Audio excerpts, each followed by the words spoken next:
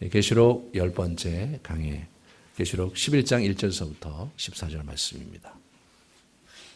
또 내게 지팡이 같은 갈대를 주며 말하기를 일어나서 하나님의 성전과 제단과 그 안에서 경배하는 자들을 측량하되 성전 바깥마당은 측량하지 말고 그냥 두라. 이것은 이방인에게 주었은즉 그들이 거룩한 성을 42달 동안 짓밟으리라. 내가 나의 두 증인에게 권세를 주리니 그들이 굵은 베옷을 입고 1260일을 예언하리라. 그들은 이 땅에 주 앞에 서 있는 두 감람나무와 두 촛대니 만일 누구든지 그들을 해하고자 하면 그들의 입에서 불이 나와서 그들의 원수를 삼켜버릴 것이요 누구든지 그들을 해하고자 하면 반드시 그와 같이 죽임을 당하리라. 그들이 권능을 가지고 하늘을 닫아 그 예언을 하는 날 동안 비가 오지 못하게 하고 또 권능을 가지고 물을 피로 변하게 하고 아무 때든지 원하는 대로 여러 가지 재앙으로 땅을 치리로다. 그들이 그 증언을 마칠 때에 무적행으로부터 올라오는 짐승이 그들과 더불어 전쟁을 일으켜 그들을 이기고 그들을 죽일 터인즉 그들의 시체가 큰 성 길에 있으리니 그 성은 영적으로 하면 소돔이라고도 하고 애굽이라고도 하니 곧 그들의 주께서 십자가에 못 박히신 곳이라. 백성들과 족속과 방언과 나라 중에서 사람들이 그 시체를 사흘 반 동안을 보며 무덤에 장사하지 못하게 하리로다. 이 두 선지자가 땅에 사는 자들을 괴롭게 한 거로 땅에 사는 자들이 그들의 죽음을 즐거워하고 기뻐하여 서로 예물을 보내리라 하더라. 3일 반 후에 하나님께로부터 생기가 그들 속에 들어가매 그들이 발로 일어서니 구경한 자들이 크게 두려워하더라. 하늘로부터 큰 음성이 있어 이리로 올라오라 함을 그들이 듣고 구름을 타고 하늘로 올라가니 그들의 원수들도 구경하더라. 그때 큰 지진이 나서 성 10분의 1이 무너지고 지진에 죽은 사람이 7천이라. 그 남은 자들이 두려워하여 영광을 하늘의 하나님께 돌리더라. 둘째 화는 지나갔으나 보라 셋째 화가 속히 이르는도다. 아멘. 하나님, 이 시간 저희가 말씀을 듣습니다. 참 주님 다시 오실 그날을 바라보면서 교회 공동체가 어찌 주 앞에 서며 무엇을 해야 할지를 말씀하시는 이 본문 속에서 주님 이 시대에 저희에게 필요한 도전과 결단을 허락해 주시옵소서. 예수님 이름으로 기도합니다. 아멘. 저는 지난 25일 날 밤에 10시에 특별 다큐멘터리를 아내와 함께 봤습니다. 손양원 목사님의 일대기가 그 따님의 그 증언을 통해서 이렇게 쭉 나온 기록을 가지고 이제 1시간 동안 다큐를 이렇게 제작한 것을 제가 이렇게 보았는데, 참 감동적이었습니다. 그분이 26세 이제 일본에서 돌아와서 사역을 시작한 곳은 참 이 한센병 우리 환자들, 문둥병 환자들이 있었던 그 여수에 내려가셔서 애양원을 이렇게 시작하시면서 사역을 시작하셨어요. 그분이 그 처음에 그 기도하신 그 기도문이 이렇게 이제 얘기가 이렇게 거기에 이렇게 드러나고 있었는데 그분이 참 놀랄만한 기도를 하셨더라고요. 지금 제가 처음 이 문둥병을 위한 사역을 제가 시작했으니 죽는 그날까지 이 사역을 하다가 죽게 해달라고 기도하셨더라고요. 그리고 이제 이분이 여러분 잘 아시다시피 이제 그 여수 이제 반란 사건 속에서 두 아들을 잃었는데 그 아들을 죽인 사람 중에 한 사람을 데려다가 자기 아들로 이렇게 허입하는 그런 장면이 있습니다. 그 따님이 말이 안 된다. 꼭 예수를 이렇게 믿어야 되느냐. 아니 어떻게 오빠를 죽인 사람을 아들로 이렇게 영입을 하면 그분이 또 내 오빠가 되는 것 아니냐라는 그런 절규를 했을 때 이분이 들려준 말은 아무개야 나도 네 마음 잘 알지만 성경을 봐라. 원수를 사랑하라고 하지 않았냐. 그가 이 옥고를 치르고요. 이제 5년 동안 이제 외정시대 때 옥고를 치르고 이제 나와서 다시 이제 사역을 이제 시작하면서 그리고 이제 해방을 맞이했죠. 거기서 이제 사역을 아주 잘하셨기 때문에 김구 선생님이 거기를 방문하셨을 때 김구 선생님이 너무나 감동을 받으셔서 나와 함께 이제 서울로 올라가자. 그래서 더 큰 일을 함께 하자. 이제 그런 제안을 했는데 이분이 거기서 거절하셨습니다. 그리고 6.25가 났을 때 이제 공산군이 이제 진이교 들어오면서 거기까지 이제 내려오는 와중에 피난에 대해서 고민하다가 피난하기로 결정을 하고 이제 모든 이제 가재도구와 이제 가정들과 사역자들이 이제 배에 타서 이제 이렇게 부산 쪽으로 이제 가게 되는데 이분이 주저하시다가 마지막에 자기 가방 하나를 꺼내셔서 배를 보내면서 나는 도저히 이곳을 떠날 수가 없다. 라는 말씀을 하시고 배를 떠나보내시고 그가 거기 홀로 남아 있다가 공산군에 의해서 이제 그가 데리고 가서 이제 총살당하는 그렇게 해서 그의 인생이 안타깝게 끝나는 이야기 그것이 손양원 목사님의 이야기였습니다. 참 너무나 이렇게 도전이 됐고 저 자신도 뭐 그분의 이야기를 모르는 바 아니었지만 그렇게 구체적으로 이렇게 영상을 보면서 또 그 따님의 증언을 이렇게 들으면서 이렇게 회고하면서 참 큰 감동을 받았습니다. 참 한국교회에 이런 훌륭한 선배가 있다는 것이 너무나 감사하다. 네, 그리고 제가 참 어떻게 남은 여생에 사역을 해야 되며 한국교회가 무엇을 생각하고 가야 될지에 대해서 너무나 분명한 그림을 보여주고 있다라고 생각했습니다. 그런 아주 훌륭한 선배를 갖고 있는 우리 한국교회가 요즘 참 이런 상황으로 여러분이 보시는 바와 같이 안타까운 모습을 갖게 된 것은 매우 유감스러운 일이고 그것은 원래 우리의 모습이 아니었다는 사실을 저와 여러분이 붙잡을 수 있기를 바랍니다. 오늘 본문의 이 두 증인 이야기, 이 두 증인은 바로 교회 공동체를 상징하는 표현입니다.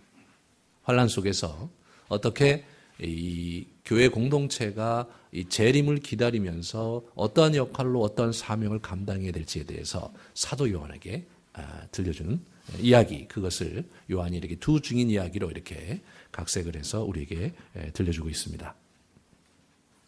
11장 1절서부터 2절에 보시면 좀 이렇게 생소한 그런 표현이 나오는데 그것은 뭐냐면 성전 측량 이야기입니다. 또 내게 지팡이 같은 갈대를 주며 말하기를 일어나서 하나님의 성전과 제단과 그 안에서 경배하는 자들을 측량하되. 이 성전을 측량하는데 이 성전 측량은 사실 좀 약간 낯설긴 한데 실제로 구약에 에스겔 선지자가 에스겔 선지서 40장서부터 42장에 성전 측량에 대한 이야기를 아주 자세히 기록을 하고 있습니다.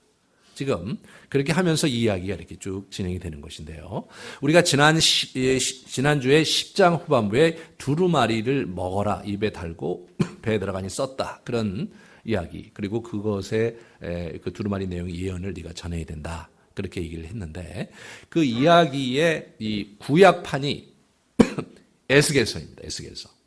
그래서 이 에스겔서 BC 그 6세기 상황인데요. 그 에스겔서에 있는 상황, 에스겔의 두루마리, 그 에스겔서 3장에 두루마리 먹는 이야기, 그리고 에스겔서 40장부터 42장에 성전을 측량하는 이야기, 그 이야기가 계속해서 이렇게 겹쳐지면서 펼쳐지고 있는 것을 보게 됩니다. 그러므로 이 성령 측량 기사는 에스겔서 40장부터 42장에 있는 그런 의미를 우리에게 들려주고 있는 것인데 그것은 무엇이냐면 성전의 확실한 건축과 계속적인 보호와 우상 숭배의 배교로부터 성전을 보호하겠다는 하나님의 의지를 사실 그러한 성전 측량이라는 행위를 통해서 보여주신 것입니다.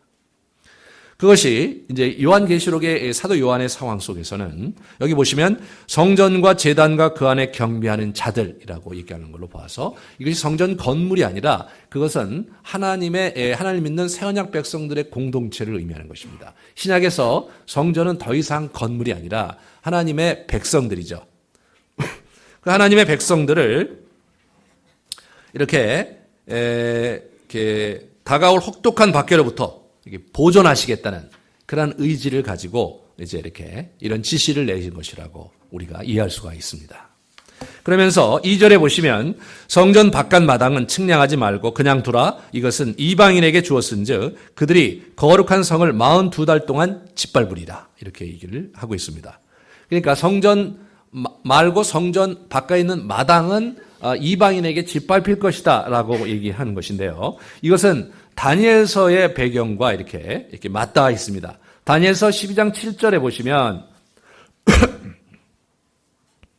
내가 들은즉 그 세마포 옷을 입고 강물 위쪽에 있는 자가 자기 좌우에 손을 들어 하늘을 향하여 영원히 살아계신 이를 가리켜 맹세하여 이르되 반드시 한때 두때 반때를 지나서 성도의 권세가 다 깨어지기까지니 이렇게 얘기합니다. 그래서 이 한때 두때 반때를 지나서 성도의 권세가 다 깨어지기까지 이런 표현을 쓰고 있고요. 그것이 우리 다니엘서 8장 13절에 보시면 성소와 백성이 내준 바 되며 짓밟힐 일이 어느 때까지 이르고라고 얘기하는 이러한 전체적인 그 다니엘서의 흐름 속에서 이게 성도의 권세가 깨어진다는 것은 성도가 짓밟혀진다는 것을 의미하고 그것이 예수님께서 누가복음 21장에 그 얘기를 그대로 받으셔서 말세의 징조를 우리에게 설명을 해 주시는데 누가복음 21장 24절에 보면 그들이 칼날의 죽임을 당하며 모든 이방에 사로잡혀 가겠고 예루살렘은 이방인의 때가 차기까지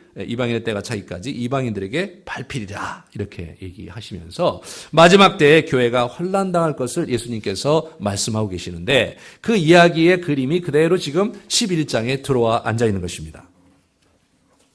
지금 교회는 마지막 때에 이 환란 속에 갈 것이고 그리고 악한 자들이 악한 영의 권세 가진 자들이 교회를 이렇게 와서 짓이길 것이라는 그렇지만 그 짓이김이 교회 자체를 파괴시키진 못할 것이라는 그림이 이제 1절, 2절에 나오면서 3절부터 14절까지 두 증인의 비유가 나오면서 두 증인된 이 교회 공동체가 그럼 그 기간 동안에 무엇을 해야 되는지를 우리에게 설명을 해주고 있습니다. 첫 번째로 이 두 증인에 있어서 이제 보시면 이 4절에 보시면 그들은 이 땅에 주 앞에 서 있는 두 감람나무와 두 촛대다. 이게 두 증인이 두 감람나무와 두 촛대다 이렇게 얘기를 하는데요. 이 두 감람나무는 이제 스가랴 4장 1절서부터 14절에 나오는 이야기. 다시 말해 스가랴는 성전 재건할 때 스룹바벨이 이제 바빌론 포로에 돌아와서 성전 재건할 때 이제 여기 이제 일했던 그런 이야기들인데 기름 부음 받은 두 사람이 있었는데 그것이 스룹바벨 왕으로서 기름 받은 사람과 그리고 대제사장 여호수아가 있었습니다. 여호수아서의 여호수아가 아니라요. 이때 대제사장 이름이 여호수아였는데 이 여호수아와 이 스룹바벨을 상징하는 그림으로서 두 감람나무입니다. 두 감람나무는 왕직과 제사장직을 상징하는데요. 이것은 신약에 와서 베드로전서 2장 9절에 보면 저와 여러분이 성도들이 왕 같은 제사장이다. 아름다운 덕을 선포하는 자다. 그러면서 왕직과 제사장직과 이 선지자직이 이제 같이 이렇게 어우러지는 형태의 그 성도의 그 정체성을 이야기를 하고 있는 것을 보게 되죠. 그래서 나중에 여기 보시면 10절에 보면 이 두 선지자 이렇게 얘기함으로써 이제 신약의 성도들이 사실은 왕직과 제사장직과 선지자직 이 세 가지 역할을 감당하는 공동체로 이렇게 상징적으로 그림을 그려주고 있는 것을 보게 됩니다. 이것이 그것을 상징하는 것입니다. 그것은 두 촛대 이야기 속에 더 강화되는데요. 두 촛대는 우리가 이제 계시록 1장과 2장에서 그 7촛대 이야기가 나왔고 그 7촛대는 7교회를 상징하는 거였고요. 7교회는 그 당시 소아시아 전체 교회의 대표이자 그 로마 전체에 있는 교회의 대표이자 지난 2000년 동안 역사 속에 있었던 그 교회의 상징적인 대표자로서 표상으로서 7교회가 이제 있는 것입니다. 그러므로 여기서 있는 촛대도 그 교회를 상징하는 것인데 왜 두 촛대냐? 두 촛대는 이 증인의 역할에 있어서 두 증인은 성경에서 온전하고 진실한 증인은 둘이거든요. 그래서 한 사람의 증언으로 재판을 하지 못하게 돼 있었어요. 구약에 보시면. 그래서 반드시 둘 이상의 증인을 가지고 그 사람을 판단하고 재판할 것을 이렇게 권유하고 있는데 그 두 증인의 개념이 여기 이제 들어와 있는 것입니다. 그래서 7교회가 왜 두 촛대로 바뀌었나 7촛대가 그것은 지금 증인된 역할에 교회의 증인된 역할을 강조하기 위한 그림으로서 이제 그렇게 자리 잡고 있는 것입니다. 그러면 이 두 증인, 다시 말해서 이 교회 공동체의 활동 기간이 오늘 얘기가 나오는데 2절에 보시면 1260일이 나오고요. 그리고 또 이제 한때, 두때, 반때. 그죠? 3절에 보시면 1260일, 2절은 42달. 그리고 계시록 12장 14절에 보시면 한때, 두때, 반때가 나와요. 이 한때, 두때, 반때는 다니엘서에 나와 있는 편이거든요. 다니엘도 아까 제가 읽어드렸던 다니엘서에 그 한때, 두때, 반때가 지나서 성도의 환란이 그 기간에 있을 것을, 그리고 그것이 이제 환란의 끝이 이제 한때, 두때, 반때가 지나면 그 마지막 그 전쟁 속에서 이제 환란이 끝이 나는 그런 패러다임을 우리 다니엘이 이제 제공을 하고 있어요. 그럼 이 한때, 두때, 반때가 도대체 어디서 나온 이야기냐? 그것은 엘리야에게서 나온 이야기입니다. 엘리야 시대 이야기 속에서. 그래서 엘리야의 이 고난의 때, 엘리야가 아하방이 이제 바알을 숭배하는 상황에서 바알을 숭배하는 그런 부분을 징계하고자 기도해서 보면은 왕상 17장 1장에 보면 수년 동안 비가 내리지 않을 것이다. 왕상 18장 1절에 보면 3년 동안 이제 비가 내리지 않았다. 그렇게 나오는데 그것이 이제 구체적으로 얼마인지가 야고보서 5장 17절에 기록이 돼 있어요. 엘리야는 우리와 성정이 같은 사람이로되 그가 비가 오지 않기를 간절히 기도한즉 3년 6개월 동안 땅에 비가 오지 아니하고라고 구체적으로 이제 이렇게 3년 6개월이라는 시간을 이제 유대인들은 생각하고 있었다는 것을 알 수가 있습니다. 그 3년 6개월이 42개월이고 1260일입니다, 여러분. 예? 그리고 그것을 다니엘은 어떻게 한 거냐면 한때, 두때, 반때로 얘기한 거예요. 그러니까 1년, 2년, 반년 이렇게 한 거죠.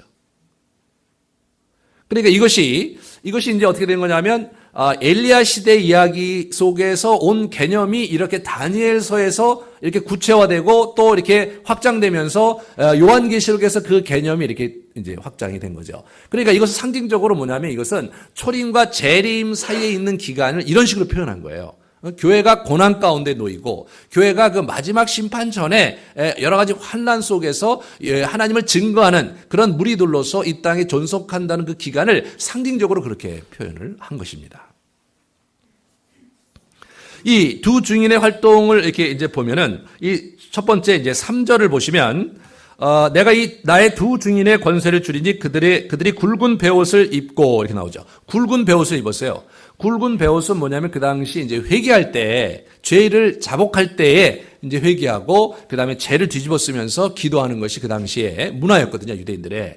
그래 이것이 이들의 사역 자체, 이들의 예언 활동이 뭐냐면 회개를 선포하고 이 땅의 거민들에게 회개할 기회를 주고 회개로 초청하는 그러한 복음 메시지를 전할 것을 예견하는 것이죠. 그런 걸 얘기하는 거예요. 그러면 5절, 6절에 보면 그들이 그렇게 복음을 선포하고 마지막 심판이 있는 그런 복음을 선포하는 과정에서 그들이 하는 역할이 5절, 6절에 나오는데 그걸 보시면 누구든지 그들을 해하고자 하면 그들의 입에서 불이 나와서 그들의 원수를 삼켜버릴 것이요 누구든지 그들을 해하고자 하면 반드시 그와 같이 죽임을 당하리라 이런 얘기를 합니다. 이것은 열왕기 하에 1장에 아하시아 왕 때 이제 이 아하시아가 이 북쪽에 있는 아람군을 이렇게 할 때 이게 뭐냐면 여호와를 의지하지 않고 이민족을 의뢰하거나 다른 신을 의뢰하는 그런 형태로 나왔을 때 엘리야가 굉장히 붕괴했거든요. 그래서 이제 그 아하시아 왕이 엘리야에게 도움을 청하러 왔을 때 그 50명의 군대를 보냈는데 그들을 하늘에서 불을 내려서 죽입니다. 2번씩이나 죽여요. 그 그림이 여기에 이제 들어와 있는 거예요.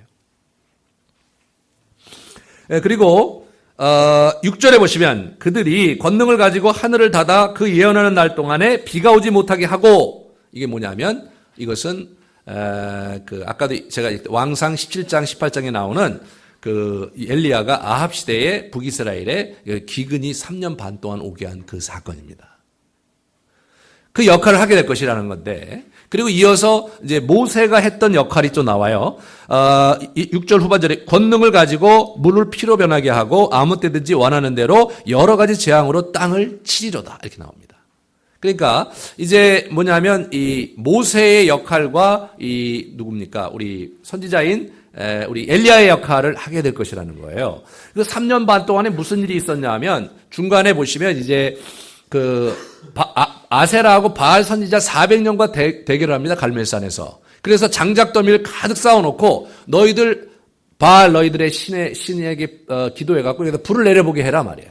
그런데 그들이 아주 하루 온종일 했는데도 이렇게 불이 안 내렸죠. 그러다가 마지막으로 이제 엘리야가 나와서 이제 물동이를 가져다가 물을 여러 차례 붓게 해요. 그래서 아주 이 장작을 흠뻑 젖게 만듭니다. 그 다음에 이제 기도하는데 하늘에서 불이 내려서 그것을 다 태워버립니다. 이어서 이 사람이 어떻게 되냐면 그 바알과 아세라 선지자들 400명을 데려가서 개울가에서 그들을 자기 칼로 죽여버립니다. 그래서 이세벨이 화가 나갖고 이제 엘리야를 죽이려고자 또 도망가갖고 또 이렇게 이제 시내산까지 도망가는 이야기가 있는데 그것이 이제 이 그림 속에 들어와 있는 거예요. 다시 말해서 이 땅에서 이제 이렇게 엘리야와 같은 모세와 같은 하나님을 대적하는 그룹에 이제 권능으로 대처하든가 하나님 말씀으로 대처하는. 왜냐하면 오늘 말씀이라고 한 얘기는 뭐냐면 5절에 보시면 그들을 해하고자 하면 그들의 입에서 불이 나왔어요. 엘리야는요 입에서 나온 게 아니라 하늘에서 내렸거든요. 그런데 여기 입에서 불이 나와. 입에서. 그것은 1장에 2장에 보면 예수님이 입에서 이게 좌우에 날선검이 나온다. 그래서 말씀으로 심판하시고 말씀으로 이제 이렇게 경고하시고 회개를 요청하시고 이런 메시지가 나오는 건데 그 말씀의 그 힘, 그 불 같은 말씀이 이제 거기서 상징적으로 나오는 거죠. 그러면 이 두 증인이 해야 될 역할은 그런 말씀을 선포하고 그 다음에 하나님의 권능으로 하나님의 능력을 이렇게 보여주면서 그러면서 이 땅에서 하나님을 증거하고 예수 그리스도를 증거하는 일에 이렇게 역할을 해야 된다. 그런 그림이 거기에 있는 것입니다. 그런데 이 두 증인의 전쟁 그렇게 아주 그냥 대단하게 막 사람을 죽이고 또 엄청난 기사와 이적을 행해서 권능을 보여주면서 복음을 선포하고 전달하지만 그러나 이들의 궁극적인 전투 양상은 뭐냐면 희생과 죽음이에요. 그래서 7절서부터 13절에 보시면 무저경에서 7절에 보시면 무저경에서 어떻게 되냐면 올라오는 짐승이 그들과 더불어 전쟁을 일으켜서 그들을 이기고 그들을 죽여요. 그들을 죽입니다. 이것이 실제적인 전쟁 양상이에요. 한쪽에서는 권능이 나타나고 한쪽에서는 정말 입에서 날선검이 나와서 사람들을 휘어잡으면서 회개로 이끌어가는 동시에 그들 자신은 이렇게 짐승으로부터 이게 사단의 영을 상징하는 것인데 그런 짐승으로부터 공격을 받아서 죽임을 당하는 형국으로 이렇게 나옵니다. 그리고 8절에 보시면 그들의 시체가 그 성 곁길에 있으니 그 성은 영적으로 하면 소돔이라고 하고 애굽이라고도 하니 곧 그들의 주께서 십자가에 못 박히신 곳이다. 그들의 주니까 예수 그리스도께서 십자가에 못 박히신 곳 예루살렘 성을 상징하는데 그 예루살렘 성이 완전히 타락하고 완전히 무너져갖고 소돔과 같이 애굽과 같이 소돔은 죄악의 관영에서 아주 그냥 완전히 그냥 그 망가진 도시고 애굽은 어떻게 돼요? 여호와를 대적해서 말이에요. 자기들의 능력을 가지고 여호와를 대적한 그런 도시의 상징이거든요. 그 죄와 그 대적 이런 상징의 그림이 있는 그 도시에서 그가 이제 이렇게 패퇴하면서 그 시체가 나뒹굴는 3일 반 동안 나뒹군다. 그 당시 고대 사회 속에서 상당히 그 수치스러운 일이었다고 그래요. 수치스러운 일이었다고 그래요. 그런 것이 이제 이제 전쟁 양상입니다. 근데 여기서 나오는 그림은요, 실제적으로 문자적으로 이렇게 이루어진다는 것이 아니라 지금 이게 어떻게 되냐면 한때 두때 반때 다시 말해서 초림과 재림 사이에 교회가 두 증인으로 상징되는 이 교회가 이제 악한 영의 세력과 대적하는데 말씀으로 대적하고 권능으로 대적하면서 실제로 본인들은 핏값을 치르게 된다는 얘기입니다. 이게 이례적으로 그렇게 되는 것이 아니라 지속적으로 그렇게 된다는 거죠. 우리 이제 일곱 교회 얘기할 때 이제 우리의 싸움이 두 가지 양상인데 하나는 외적으로 우리를 핍박하는 그런 양태로 우리의 생명을 위협하는 그런 양태로 이제 들어오는 거 하나. 이제 또 하나는 뭐냐면 내부적으로 이제 이단이 들어오고 우리 안에서 이제 물질주의 세속주의가 들어와서 우리를 질이 멸렬하고 이제 아주 미적지근하게 만들고 첫사랑을 잃어버리게 만드는 것 둘. 그것이 이제 교회가 직면하고 있는 그 영적 전쟁의 양상이거든요. 이 영적 전쟁의 양상 중에 상당한 사상자가 날 것이라는 거죠. 한국교회가 지금 우리가 이 북한교회는 사실은 외적인 압박이 더 심하고 중국교회도 그렇다면 우리 한국교회 또 유럽교회 미국교회 같은 경우는 내적으로 이단과 그리고 이제 세속주의가 이제 강하게 들어와 있죠. 그래서 저희 한국교회가 이제 이단 때문에 아주 몸살을 앓고 있고 200만 이상의 이단이 있고요. 또 동시에 세속주의 때문에 굉장히 이제 탐욕과 말이에요. 아주 패륜화적인 그런 지도자들의 모습 이런 것들이 막 TV에 보도되고 있는 작금의 현실 속에서 우리가 이제 이렇게 쭉 무너져 가고 있는 모습을 보게 되고 질이 멸렬해 가고 있는 모습을 우리가 이렇게 보게 됩니다. 그러면 어떻게 됩니까? 예, 그런 모습 속에서 그 10절에 보시면 두 선지자가 땅에 사는 자들을 괴롭게 한 고로 땅에 사는 자들이 그들의 죽음을 즐거워하고 기뻐하며 서로 예물을 보내리라. 굉장히 즐거워하고 기뻐하고 비아냥거린단 말이에요. 지금 뭐 한국 교회가 이렇게 땅에 떨어지면서 매스컴에서 그들 보도하면서 굉장히 비아냥거리고 기독교가 개독교가 되고 말이에요. 목사가 먹사가 되고 말이에요. 할 말도 없어요. 이제 최근에 나타난 모습을 보면 목사인 게 분명합니다. 이제 그런 이 형국 속에서 이제 아주 그 가십거리가 되고요. 우스꽝스러운 일이 되고 말이에요. 그래서 이제 기독교가 아주 거의 죽었죠, 뭐. 거의 비실비실 다 이렇게 죽어가 있는 거예요. 우리가 이 마지막 때 이 영적 전쟁이라는 양상을 좀 더 이제 이렇게 이제 진지하게 검토해 본다면 우리가 그렇게 살아서는 안 되는 거죠. 이 기독교의 도는 이 재림을 기다리는 이 성도들의 도는 희생과 섬김, 희생과 섬김 속에 우리가 우리의 삶을 드려야 된다는 것을 얘기하는 거거든요. 뭔가 예수님 때문에 손해보는 게 있고 예수를 잘 믿으려고 하다가 뭔가 망가지는 게 있고 말이에요. 아주 손해 많이 보고 말이에요. 그런 것이 뭡니까? 그게 전쟁 양상인 거예요. 그러니까 우리가 이 땅에서 승리와 뭔가 쟁취와 이 땅에서 영광을 얻는 그런 그림으로 이 재림까지의 그림이 이 기독교인들이 싸운 양상이 그런 식으로 되는 게 아니라 뭔가 비루해지고 말이에요. 뭔가 아주 찌질해 보이고 말이에요. 지고 말이에요. 이제 주변 사람들로부터 아주 비아냥거리가 되고 말이에요. 그런 고난 속에서 그런 무너짐 속에서 우리의 도가 궁극적으로 승리하는 양상으로 진행된다는 거죠. 악한 영들은 뭐예요? 그런 식으로 우리를 누르면 자기가 승리할 거라고 생각할지 모르지만 그런 고난과 하나님의 선한 백성들의 손양원 목사님 같은 들의 순교 이런 그림들을 통해서 실제로는 영적 세계에서 하나님의 나라가 승리하는 양상으로 계속해서 바뀌고 있다는 그림을 우리 요한계시록이 저와 여러분에게 보여주는 것입니다. 만약 여러분의 인생 속에 예수님을 믿다가 손해본 일이 있고 예수를 옳게 믿고 있다가 정말 수치를 당한 일이 있고 정말 여러분이 하나님을 위해서 열심히 하려고 했는데 사업이 망했고 말이에요. 그런 일이 있다면 여러분 위로받으시기 바랍니다. 우리의 싸움이 그렇게 진행될 수밖에 없다는 것을 받아들이시기 바랍니다. 지난 20, 30년 동안 우리 교회가 메시지를 좀 약간 각색을 해갖고 말이에요. 부해지고 뭔가 사회적 영향력이 있는 고지론 이런 게 등장하면서 그러면서 그렇게 하는 것이 마치 하나님의 영광과 축복을 받는 그림으로 잔뜩 20, 30년 동안 한국 강단을 도배하면서 그러면서 저희가 참 큰 어려움을 겪게 되고 있는 것입니다. 기독교의 순수성, 자기 희생과 섬김의 그러한 모습들, 그런 아름다운 모습들은 온데간데 없이 사라지고 탐욕과 말이에요. 방탕과 폐륜이 교회 지도자들에게 나타나는 그런 안타까운 모습으로 우리가 전락했다는 사실을 여러분 붙잡으시기 바랍니다. 여러분이 정말 예수님 때문에 포기한 것이 무엇인가? 여러분이 이 도를 추구하기 위해서 여러분의 결핍을 감수했던 것이 무엇인가? 진지하게 돌아보시고 우리가 이 땅에서 모든 것을 가지려고 하기보다는 그를 주를 위해서 그의 나라를 위해서 결핍과 희생과 우리 자신의 자아의 죽음을 우리가 핍박 상황이 아니기 때문에 자아의 죽음을 추구해야 되는 것입니다. 살고자 하는 자는 죽을 것이고 죽고자 하는 자는 살 것이다. 이게 누가 하신 말씀입니까? 위대한 우리들의 이순신 장군께서 하신 말씀입니다. 그분이 전쟁이 뭔지 아시는 분 아니었습니까? 우리의 전쟁도 마찬가지인 거예요. 죽고자 하는 자는 살고 살고자 하는 자는 죽는 거. 그게 이 영적 전쟁의 실체인 것입니다, 여러분. 우리가 이 땅에서 진정한 승리는 나 자신을 포기하고 그리스도를 위해서 나의 모든 것을 드리며 우리의 삶을 희생하는 삶을 사는 것, 그것이 진정한 의미의 승리의 그림이라고 요한계시록은 오늘 저와 여러분에게 도전하는 것입니다.